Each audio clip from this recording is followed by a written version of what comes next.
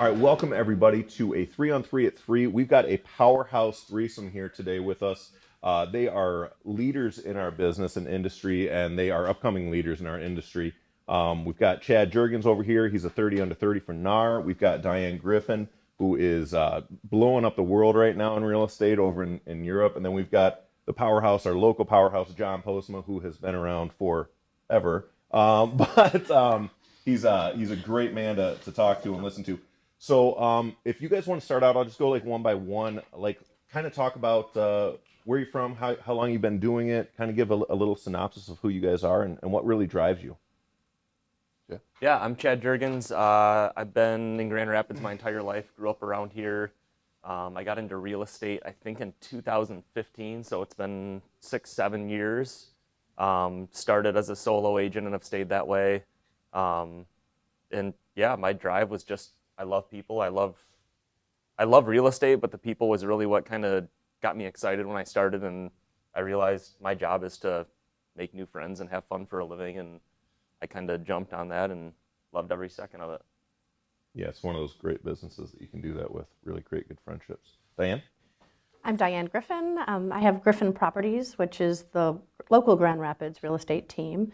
And then, so I've been in it for 17 years. I started as an individual agent and started building a team within the first 6 months, actually.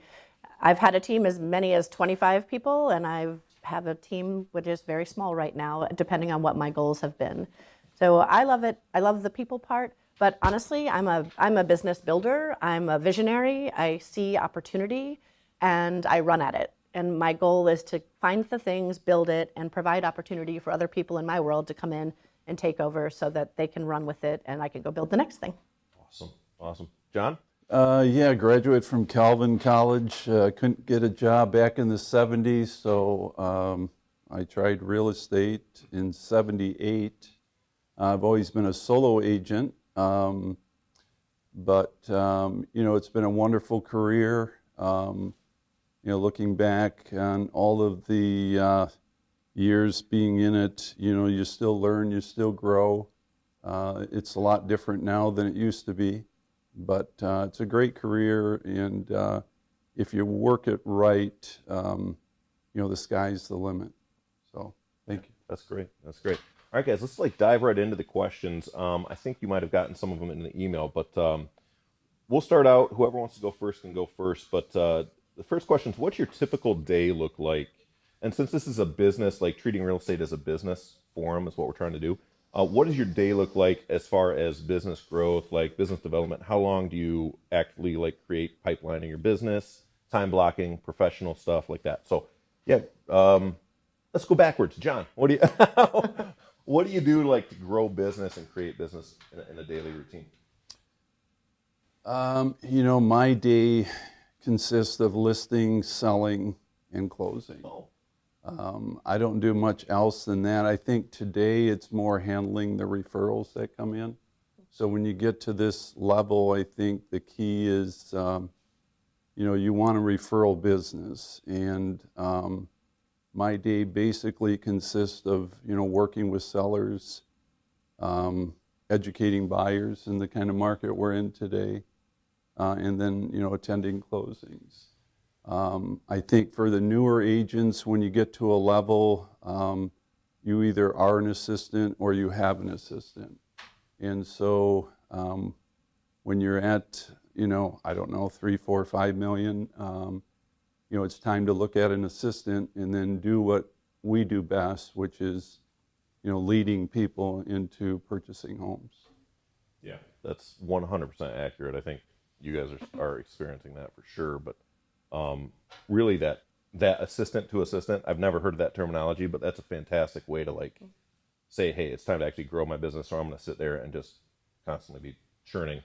Diane, what do you think? What's your day look like? Yeah, so I had the honor to get involved with Keller Williams International about 6 years ago, and I spend a great amount of time on my UK business. They're 5 to 6 hours ahead of us each day, depending on when the time changes. And so I spend a lot of my morning with the UK. I get up early, I do a lot of coaching, business building, I talk to agents, I help answer some questions, I do a lot of training. So that's the morning, and then once 11 o'clock starts, then my US business really kicks in.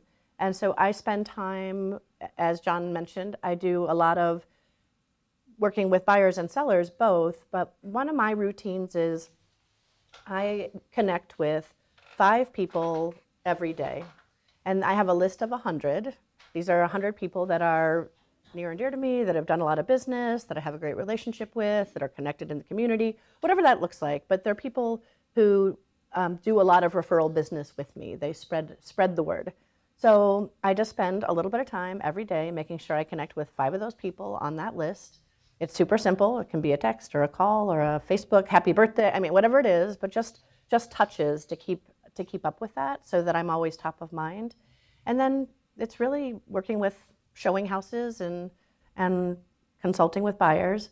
I will say the assistant piece is a great one. If you're new in the business and you're not feeling like you want or can afford an assistant, I think that's one of the limiting beliefs. Like, oh, I can't afford it. I would just encourage everybody to remember that you actually only need to be able to afford a part-time person to start with that could evolve into full-time, and that by doing the proper training, that within the first 30 or 60, max 90 days, but I say within the first 30 days, you know if you have the right person or not. So you don't need to have enough money to pay for somebody for an entire year. You need enough money to pay for somebody for, call it 90 days.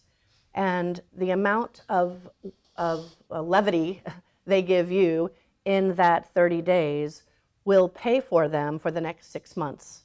And the amount of relief they give you in that 6 months will pay for them for an entire year. So when you have the right person in the right place, it's less about money. It's more about being sure you're sticking to the standards. So, and it doesn't need to be property, right? My very first hire was part-time. My mom said, make a list of all the things you don't like to do and you're not good at. I'm like, that's a long list. And mostly it was personal, like grocery shopping, laundry, cooking, clean. Like, so I hired somebody actually to do that so that when I was home, I was more present, and it enabled my business, my real estate business, to really take off. And then I brought somebody in to help with the business part of it. But alleviating personal originally helped me. I was a single mom with an infant and a toddler and enough money for 3 months when I got into this business. So I just really, really needed to stay focused on every time anything came to me, I was like, does this feed my kids? If the answer was yes, then I did it. If it was no, I did not do it. And so that was how I was able to leverage early on. And now circling back all these years later, I still have lots of leverage all over the place, but it's really enabled me to stay focused with my clients. So it's an interesting, but it's a daily routine. Leveraging your time and making yourself available is a huge thing that we all are. I struggle with it all the time, and we'll get to that here in a little bit later. But Chad, what about you? You're a little bit newer than all of us, but not a lot. You've been in it since 2014, 15. Yeah, Yeah, so it's not like you're a newbie, but you know what? You're really rising up quick. So what are you doing on a daily basis? Yeah, I'd say right now I'm very similar to John. Most of my day is filled with listing properties, selling properties, communicating, negotiating with other agents. When I'm in a good, healthy habit, I'm normally in the gym in the morning, but you can probably catch me there 3 months out of the year, and then I'm slipping. But other than that, I try to get in the office every morning, and my first thing I try to do is answer everything that has kind of been drifting, whether it's emails, text calls. I try to get timely responses to all my clients. Most clients I work with at some point in their life have worked with another real estate agent, and I always, when I get a new client, ask them if they have, hey, what did you like about your last agent? What did you not like about them? If you ask clients that, honestly, they'll normally just give you the straight up answer of what makes them tick, which is great. So the number one complaint I normally get is communication was terrible. Clients are, people that are moving are in their most stressful 30 days of their life normally, and they might not understand that at any given time I might be dealing with 15 or 20 people during that, but to them, they want to feel like the only one. So I work really hard to make sure my mornings are dedicated to making sure no one was left unheard, unresponded to. And then afternoons is normally showing properties, listing properties. If I have free time, I'm trying to connect with somebody face-to-face over lunch, dinner, happy hour, coffee, whether that's a past client that has referred business, potential new clients, or referral partners, insurance guys, financial advisors, people that we can refer business back and forth and help each other grow. That's awesome. That's great. Yeah, just building, and what I'm kind of getting from everybody is creating that sense of referral business and constantly being top of mind for Diane. Like, and yeah, the referral business, once we've been in it for more than 5 to 10 years, that's how it kind of grows and grows and grows. So It's a lot easier to keep clients than it is to get new yeah, clients. yeah. So if people put all the energy into keeping the ones that they like and do a good job. One, then what I it's also kind of get was easier. communication. You guys always stay on the ball with communication, whether it's returning calls at a certain time period of day or whatever. What, like, part of that typical day, like they were asking, like, what is the budgeting for your marketing, and like how are you guys actually spending your ad dollars on things like that? Like, are you actually going to lunches? Like, that's a big one for me. I love to take people out to lunch and spend that for my marketing budget. But like, what do you guys utilize that for? So, John? Honestly, I don't have a marketing budget. You don't have a marketing budget? Well, okay, there's a point where we can all get where we don't have a marketing budget. Okay. Let's put it this way. You know, your best marketing is yourself. Yeah. And if you can, so every transaction, if you're the hero, you're going to get referrals. And to me, that's the marketing. I don't spend any money on Zillow or any of those things because to me, that's not how I want to work in this career. The career is about referrals and taking care of people, and it's very relational. But the biggest cost is probably photography and and then just on an ongoing basis, being in a relationship with your clients. So your Harley and your cars are your business expenses. Like, That could be. I think For the his nice marketing. suits as For the- well. for the He said marketing. he's marketing himself. So. So I just want to make sure that we're clear. So you're in those clubs. Diane, what about yourself? What do you like generally try to budget out for marketing and or think about on a daily basis on that matter? Yeah, it's been fascinating over the years. So when I first started, there was no money for marketing. And so my whole focus was go small to get big. So I focused literally on a 3-mile radius. And if somebody wanted to buy a house that was outside my 3-mile radius, I would refer it to an agent that would know more about that. So partially I didn't have the time to make long drives, couldn't afford the gas to make long drives. I had these 2 little kids and no family in town, so I didn't have the money for a babysitter. So what I did was just focus very, very tight on an area. And within that, my signs were actually my number one marketing. So people would see your signs, be like, they're everywhere. And I think, I know where you live because they're only everywhere in this spot. So I was able to really leverage signs initially, very low budget. As I started building team and generating more leads, I have spent money on Zillow. I've spent, there are lots of different ones, but the most ever I would spend on marketing is 3%. And then over the years as referral, so right now my business is 93% repeat and referral. So my marketing budget has decreased significantly. Last year, I only spent $1,000 on marketing, and that put me at a 60% profit rate, which was huge. But I could only get there after doing the things. My recommendation would be to never, ever spend money on more than 3 lead sources. So if it's clubs, that's 1, right? If it's client appreciation parties, that's 2. And if you want to spend money on Zillow or something else, that's 3. But I feel like as agents, we talk to people, we're like, oh, what's Chad doing? I should do that. Oh, John's doing this. And we immediately try to do what somebody else is doing. And the truth is, when we focus on 3 things max, then we're actually going deep instead of wide. And that deep is what builds the long-term relationship and actually brings that business in. So I think staying focused and not getting distracted by the shiny things that we think are going to work. And then the other piece of marketing is to do the same thing for enough time to get the results. A lot of people are like, oh, I tried it for a month and it didn't work. Right. It won't. You try it for 6 months or a year and then decide if it works as opposed to just jumping around. So right now, our marketing budget is less than 1%, but I can see in the peak we would never go over 3% marketing budget. I like that. You're a master of all, which means you're actually a master of none. The old adage, and that's what it is. It's that shiny object that we all try to like. Oh well, this is working for this person. And one of my dearest friends, he's a huge online advertiser, and I'm just like, well, should I be trying that? And it's just not my thing. and I've come to the realization that it's not. But yeah, Chad, what are you doing on a marketing aspect that you think about daily? I don't spend any money in marketing. Okay. Yeah, I try to pour all my time and energy into the people I've already worked with because I already have an established relationship with them. They already know how I work. They know that I do a good job for them, that I care about them, that I'll fight hard for their money and negotiate hard for them. So I spend all my time pouring back into those people, trying to connect with them, stay in touch with them, and that's worked out great. So I try to keep my efforts moving towards those relationships that are already kind of intact. What you're saying is referral-based business is Yeah, a good thing. 100%. Okay, all right, cool. Right. No, I just want to make sure. I do love the themes. It doesn't really matter how long you've been in it, but I do feel like when people get into this business, they feel like they need to spend all this money and develop these brochures and do all this stuff. I'm like, no, you just talk to people. That's like all you need to do is talk to people, and that's free. All right, I cool. was going to maybe add what Diane said about signs. For me, the best advertising is a sold sign, a nice new sold sign. And so to me, that's been probably my biggest marketing aspect. And it's, the signs are cheap, but, getting a sold sign on a property is the key.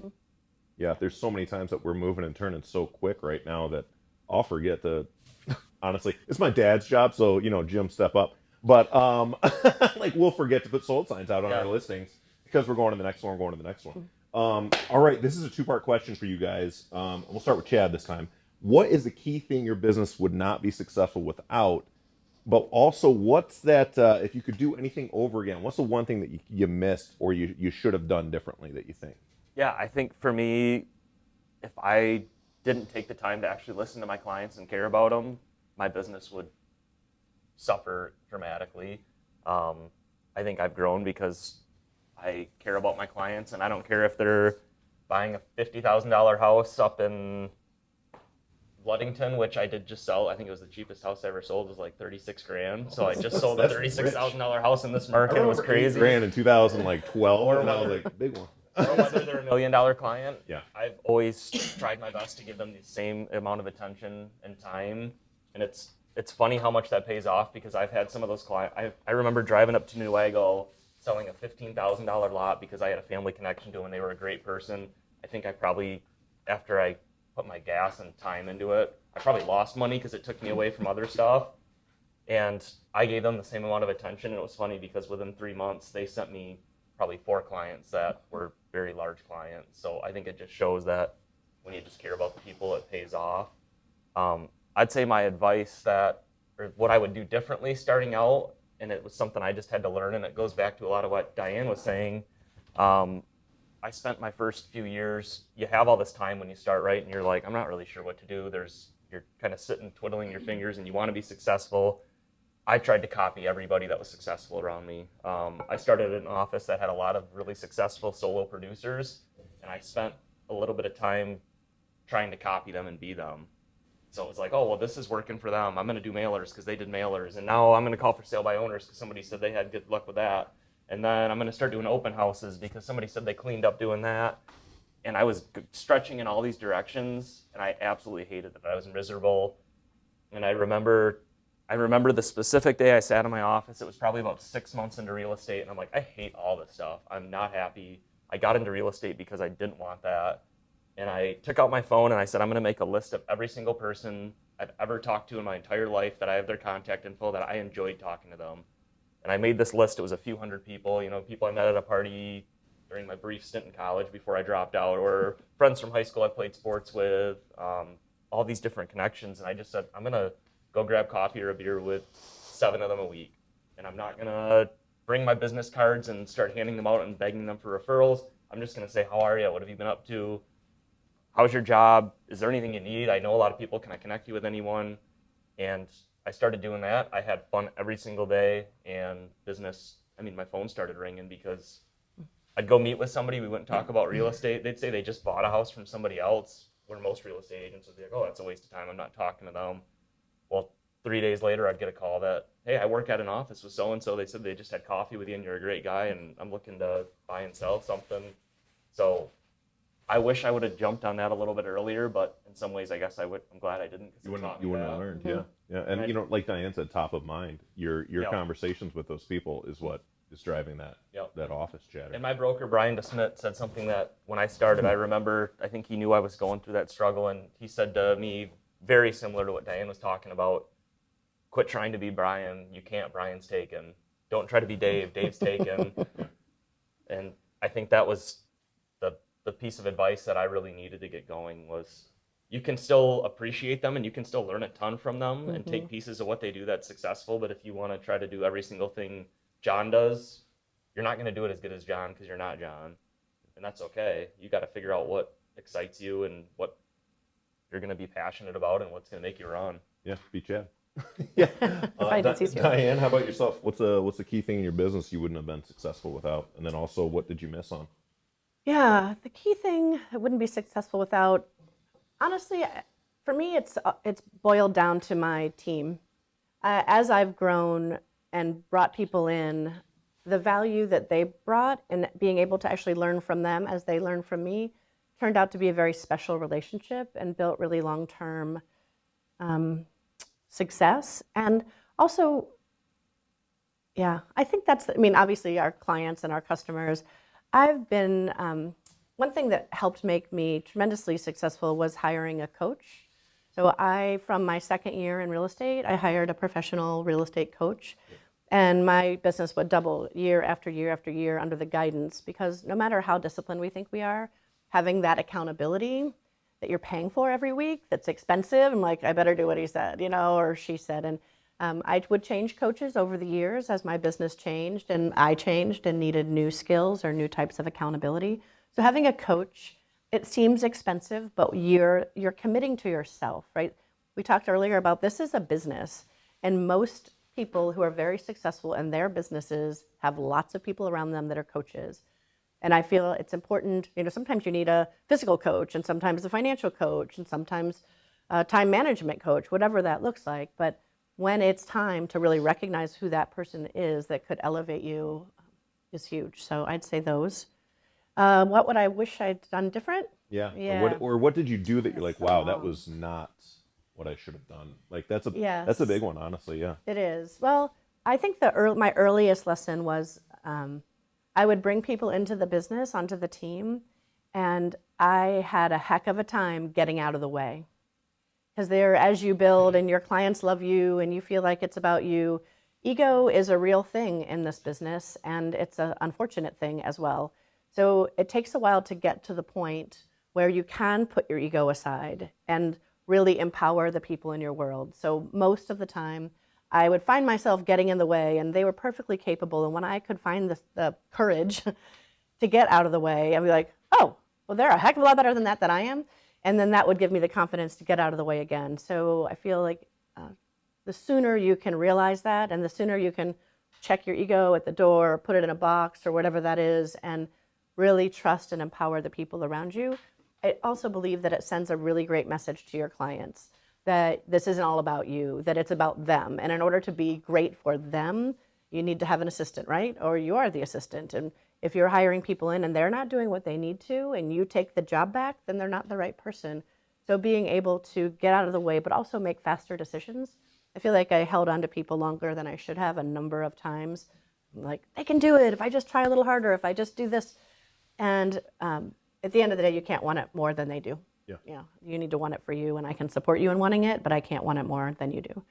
So I could talk for years about mistakes. So that's good. I'll stop at that. But I think we like that's part of this business. Like, and it's also part of being a human being. Is we are not perfect humans. Like it's clear as day, and to err is to be us. So, John, what about yourself? What's the key thing your business wouldn't be successful without?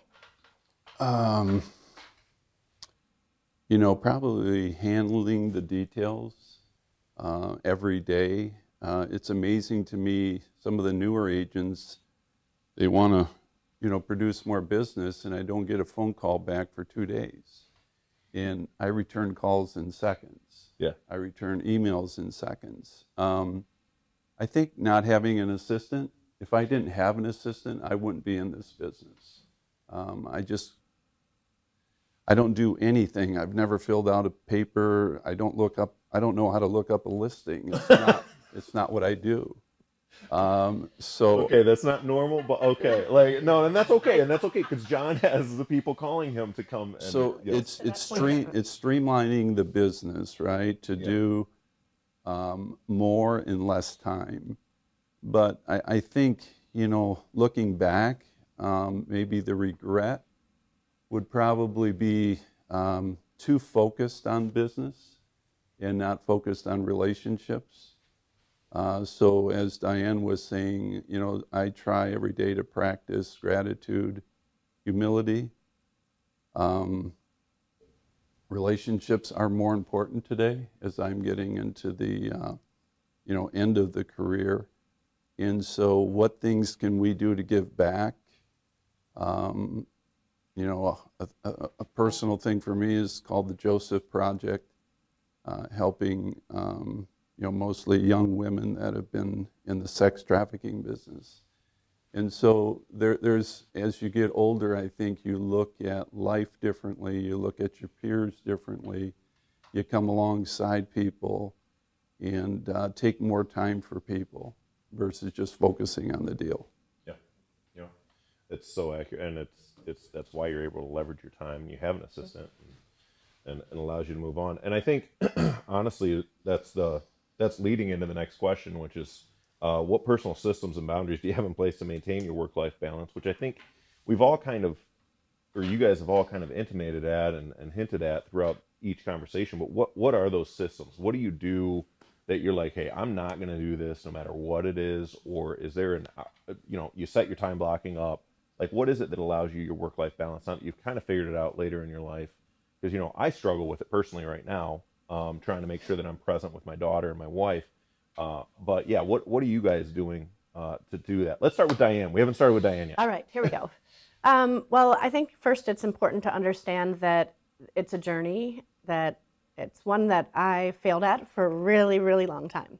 So again, sort of in this, and maybe it's just my personality style, but I see it around this, we're in this like really competitive, like, oh, I want to get ahead of this person. I want to get these numbers. I want to hit this goal. I want to sell this many houses. And I feel like I got on the train to number one, and everything else was a distraction, including my health and my family and all the things. And one day I woke up and I was like, oh, I just missed, regrettably, a huge chunk. But then sometimes it takes that. You look up and you're like, ooh, okay, I need to do something different. So for me, again, it was a coach. I hired a transformational coach this time to help me understand and prioritize exactly what I needed to do to get my life back in balance and to get my health in check. And she was phenomenal. I think that's when I got really, really good at time blocking. I am one of the most time blocked people that you'll meet. I honor my calendar like nobody's business. It's color coded.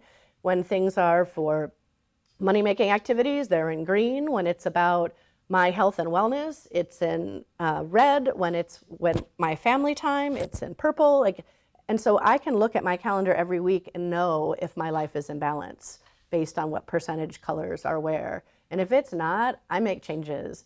So I honor that to no extent, right? To every extent. Just it is a non-negotiable to keep my health, relationships, and one thing I've learned very recently, I'm working on currently, is becoming proud of doing more for myself first, because if you're not taking care of yourself, then nobody else is going to do it. And then to really be good and excited about and proud about spending more time with family, and proud about spending more time on vacation, and proud about, like, I don't need to sell as much real estate as I used to, and I don't need to sell it to be number one, and I don't need to sell it to hit this goal. I know what I need to make. I know what I need to give. I know where I want to spend my time. And what does that look like? And so for me, my new thing is like shouting from the rooftop that we should be as proud about that as we are about how many houses we sell. We should be proud about how much time we take off instead of how many houses we sell. And I know that's easy for me, like 17 years later, maybe that sounds great. And I have 24 businesses in 5 different countries, and they're doing their work now. I've done it, right? And so it's an interesting teeter-totter, and for me to be proud about that balance initially is a little embarrassing. Like you feel self-conscious because that's not what people are proud of. But hell with it. That's what I'm proud of now. Yeah, no, and it's your family life, and, Yeah. and it's like I totally get that 100%, making sure you're available for your family and your kids. Because my daughter's now 9, and I was like, how did that happen? Like, That's that right. was really quick. And I don't know how many kids you have. I just have one little girl. All right, how old is she? 15 months. Okay, so you're time blocking to make sure you hang out with her, right? Yeah, Okay, it's cool. just different. Yeah, Yeah. but it's really different when you're used to. I mean, the first 5-6 years of my business, I didn't have that, and Right. I was on the run. And if I came home at 10:30 at night, 4 nights in a row, You didn't care? and my wife is super understanding and understands my business, and luckily that helps supports it really well. But yeah, that wasn't an issue before, and now all of a sudden Are you you time can't blocking? come home 3 nights a week at 10 o'clock at night and then say, hey, I got another guy's trip to go golfing on the weekend. And then the next week I'm going to Florida with my buddies, and I got a bachelor party here, and that life changes a little bit, Are you time blocking, or are you putting boundaries in place, or what are you doing? I don't time block. I'm not a big fan of it because I'm not wired that way. And I mean, I've met a lot of people. I wish I had the ability to say, hey, at 6 o'clock, I'm just going to cut it off and I'm not going to touch my phone till tomorrow morning. I just can't do it because I love answering. I like picking up the phone. I like getting back to my clients. I like talking to them. I'm just wired that way. I mean, I answer emails at 2 a.m. and then they call me at 6 a.m. and I answer, and my clients are like, are you a robot? But I truly love it. Yeah. But what I try to do is I try to say every week, I color code my calendar as well, and I say what stuff to me is my non-negotiables that I have to go to, and that stuff I'm not changing, and I'm going to put my phone down during it. And the other stuff, if I have to pick up a call when I'm out with my friends and they say, hey, why are you still working? That's what I do. But those things that are really important, whether it's a friend's wedding or spending time with your kids or working out or a birthday party, I just put that as my non-negotiable. And I've started being honest with my clients about that. And honestly, when you're honest with them about what you have going, they're way more receptive of it. When I say, hey, I can't get back to you in the next 2 hours because I have a birthday party for my daughter, but I'm going to get back to you right after that. It's amazing how much less stressed they are. And then when you call them back, they're like, how was the birthday party? I'm glad you didn't answer my call. I hope you had fun at it.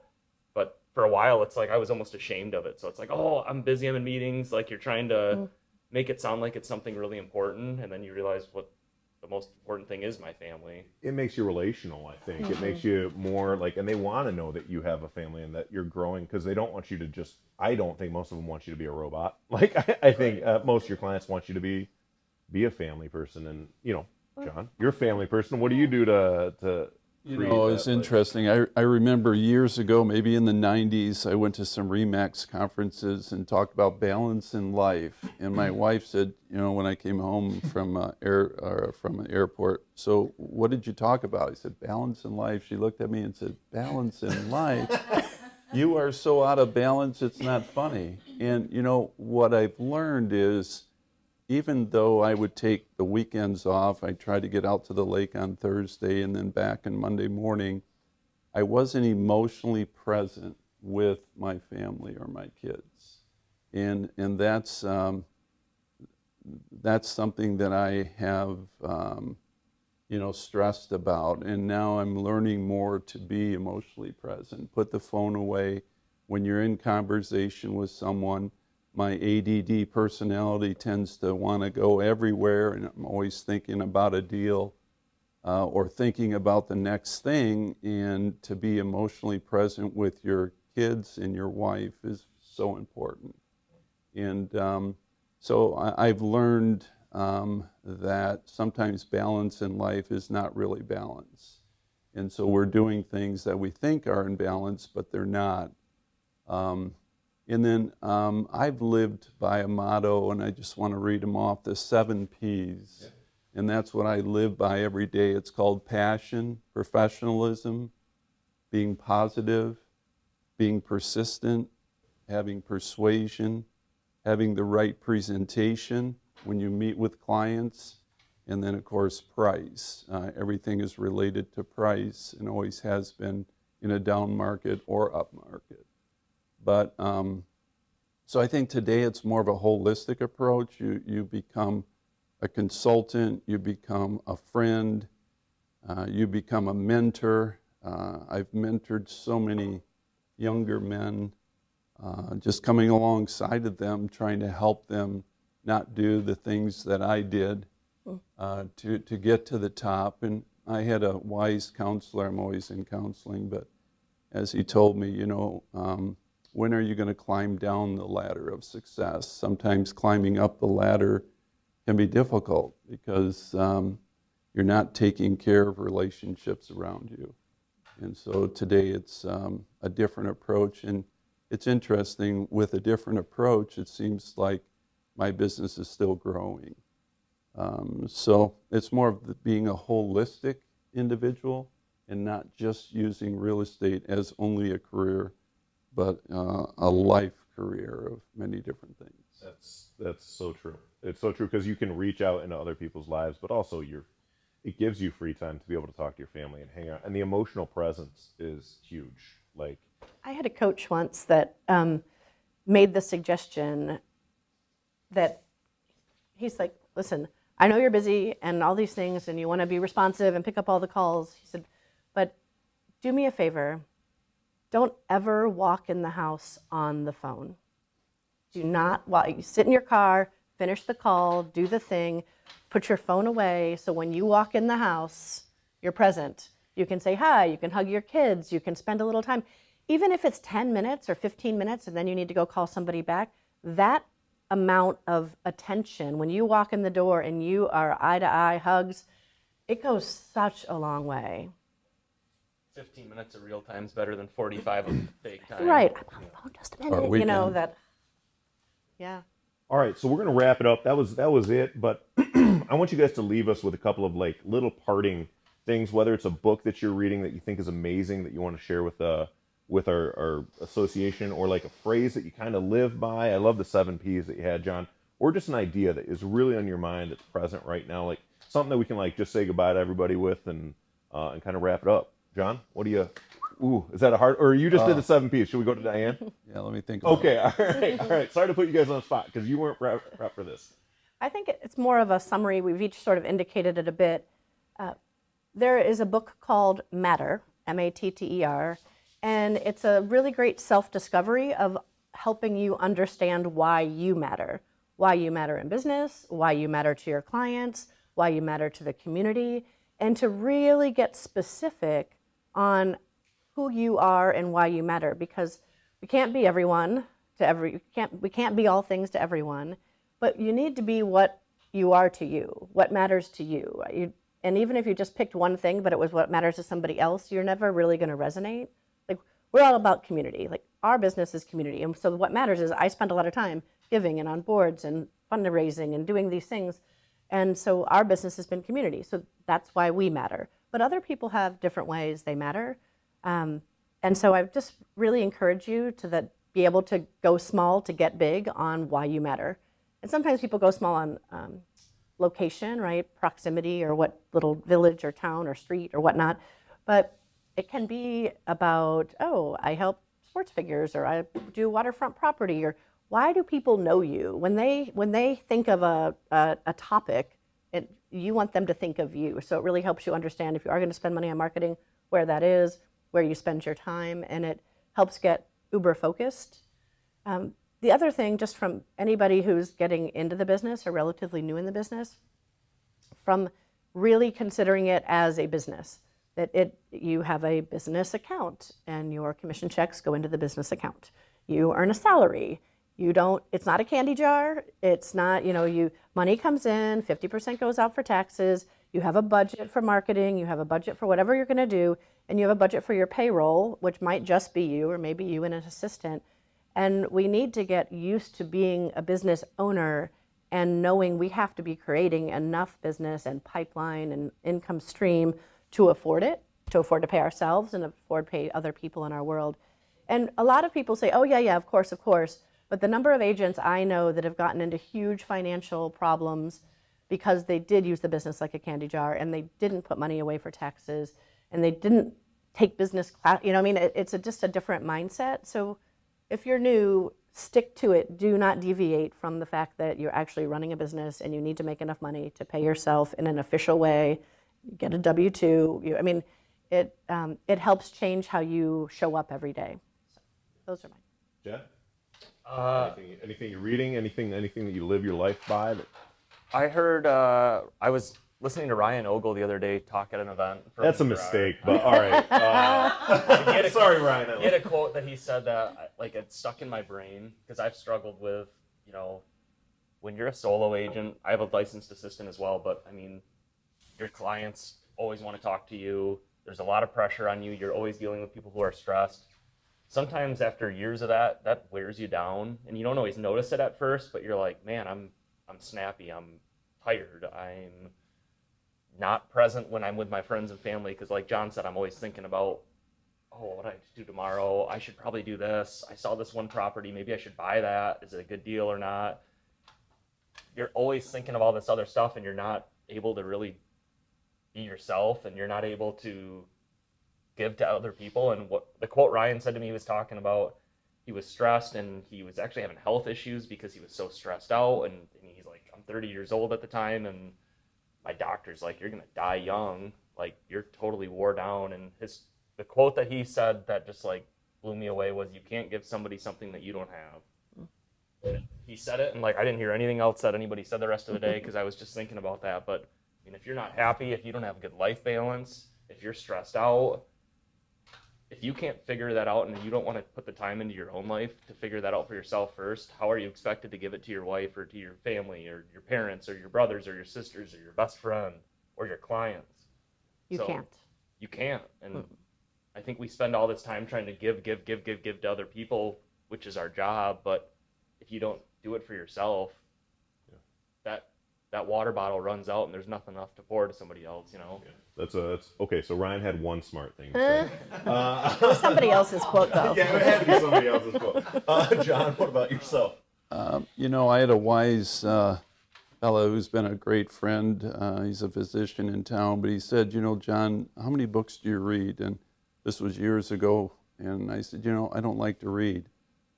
And he really convinced me. He said, if you read a book a month, 12 books a year, would you be a changed man? And so I have read several different books, self-help books mostly. I'm reading a book right now on narcissism. That's an interesting topic. But, I think as I get older, I spend more time in the Bible. And I really think that, it gives us a good direction, a good balance, and it allows us to help, our peers and those that we meet. I had a few agents in my office last week, and, one has an addiction and one is going through a divorce. And I said, until you deal with those personal things in your life, it's very difficult to stay focused on being a success, whether it's in real estate or another career.